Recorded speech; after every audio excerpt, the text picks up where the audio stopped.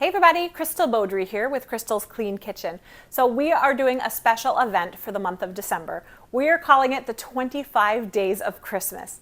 That means that from the 1st to the 25th, we will be posting every single day a Christmas-themed dessert recipe that is low-carb friendly, that is keto approved, and you guys, it is going to be so amazing. You're not going to want to miss any of the days. Now, some of these episodes I made a few years ago, and I am re-editing them and reposting them. So it goes perfectly with this series though. Seriously, 25 days of recipes. This is going to be awesome. You're not going to want to miss it. Before we get into it though, would you do me a huge favor and hit that like button? Thanks so much.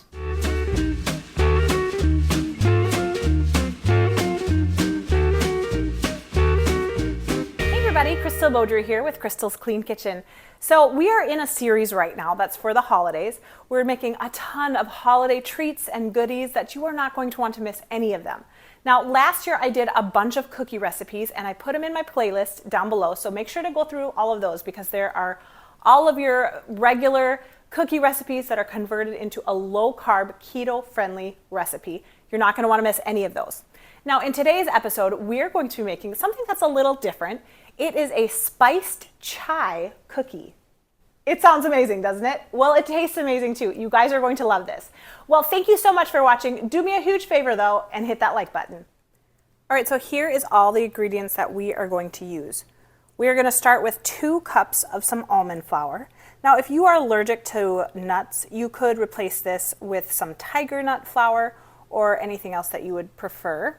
We're also going to be using 1/4 of a cup of some coconut flour, 1/4 of a cup of some erythritol monk fruit mixture.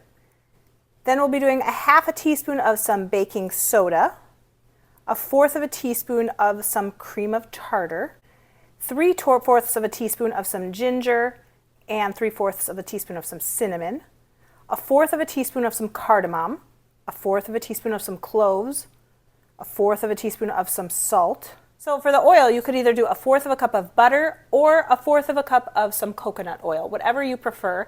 If you want to make this completely dairy-free, then just do the coconut oil. Then we're also going to be adding in 1/4 of a cup of some maple syrup. So you could either use this brand, the Lancanto, or you could use the recipe that's on my website for making your own maple syrup. That's keto approved. That would be an option also. Then we're doing 1 teaspoon of some vanilla, 1 egg, and then we're also going to be covering this in some powdered allulose. Okay, let's get started. So first we are going to start by mixing all of our dry ingredients. So I have my 2 cups of some almond flour. I'm going to be adding in my 1/4 of a cup of coconut flour, 1/4 of a cup of my sweetener. Then I'm going to be adding in my baking soda with my cream of tartar. And then all of my spices. Mix that together. Next, we're going to be mixing together all of our wet ingredients. So I have 1/4 of a cup of butter. Now remember, you could either use butter or coconut oil, so either one will work. I'm going to be adding in 1 egg, the 1/4 of a cup of the keto maple syrup, and a little splash of vanilla. Let's mix this together. Then I'm going to be slowly adding in some of the flour.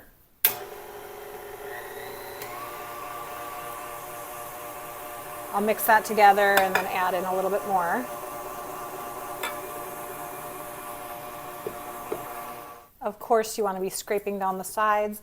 Oh my goodness, this smells so good. So here is what it looks like when it's done. Now this is going to have to go in the refrigerator for at least 2 hours. And the reason why we're going to be doing it like this is because it's going to be a lot easier to work with. All right, wrap it up in some cling wrap.